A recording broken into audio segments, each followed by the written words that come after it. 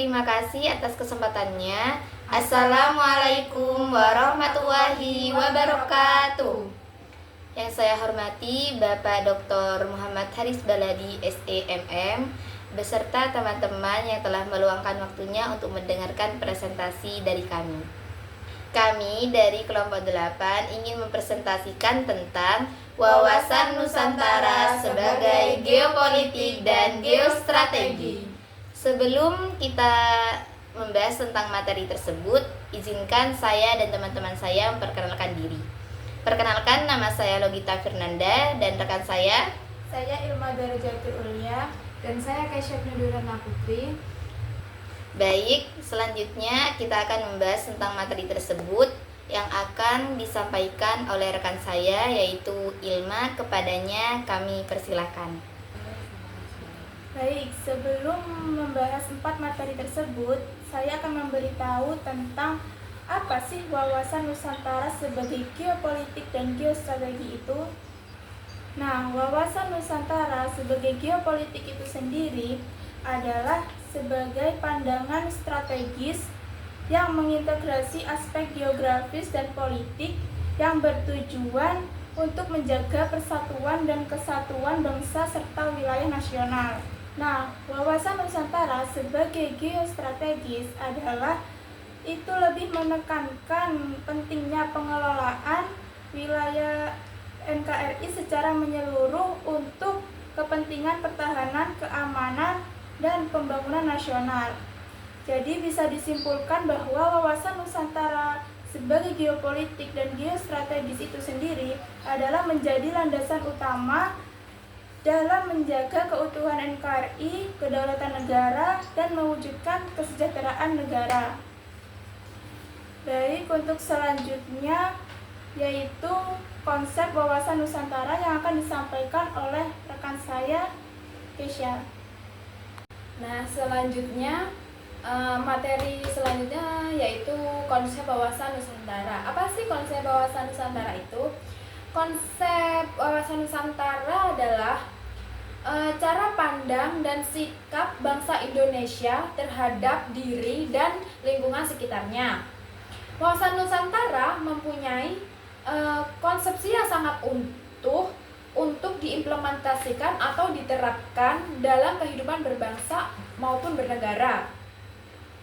Wawasan Nusantara dipandang sebagai suatu metode atau pendekatan strategis yang tepat untuk menyatukan serta mengintegrasikan wilayah bangsa negara Indonesia yang sangat beragam.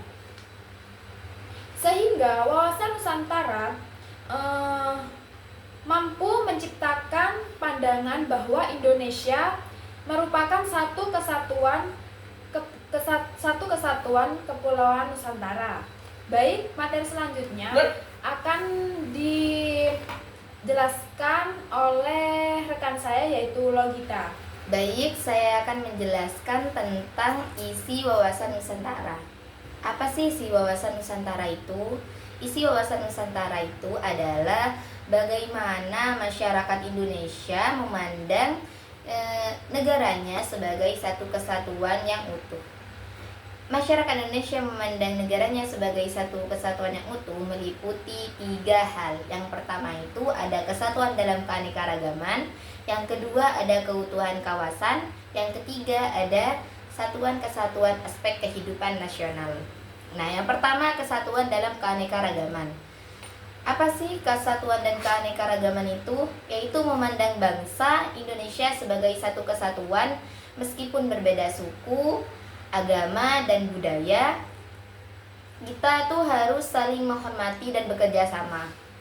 Meskipun kita beda suku, bangsa, budaya, dan juga agama, kita tuh harus saling menghormati, saling tolong menolong, bergotong royong, dan juga saling bekerja sama untuk mewujudkan tujuan yang sama.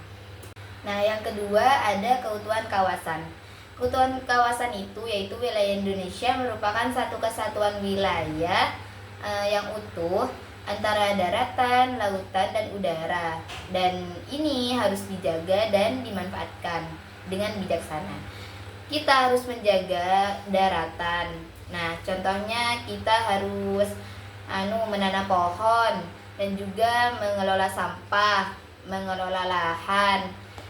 Dan juga yang dimanfaatkan dari daratan itu apa? Yaitu tentang pertanian, perkebunan, dan juga pemukiman, dan industri dan bisnis. Dan untuk yang dijaga dari lautan itu apa?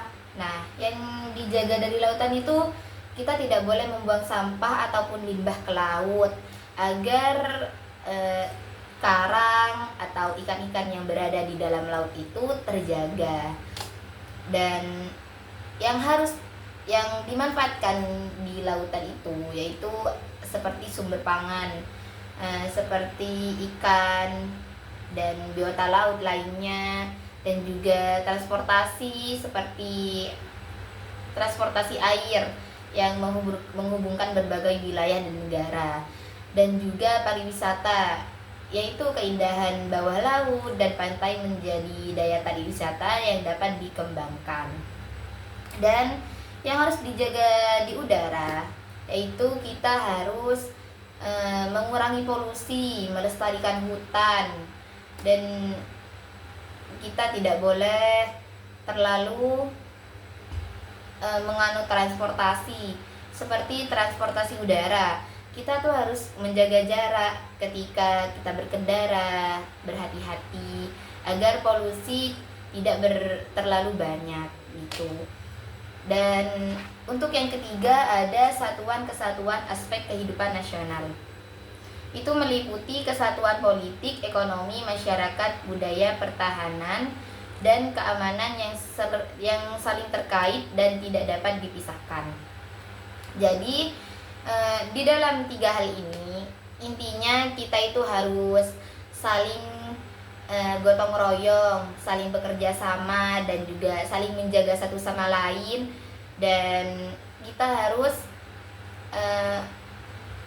bertoleransi sesama manusia gitu. Baik, materi selanjutnya yaitu konsep geopolitik yang akan disampaikan oleh rekan saya yaitu Keisa. Kepadanya dipersilahkan. Baik, di sini saya akan membahas tentang konsep geopolitik Indonesia.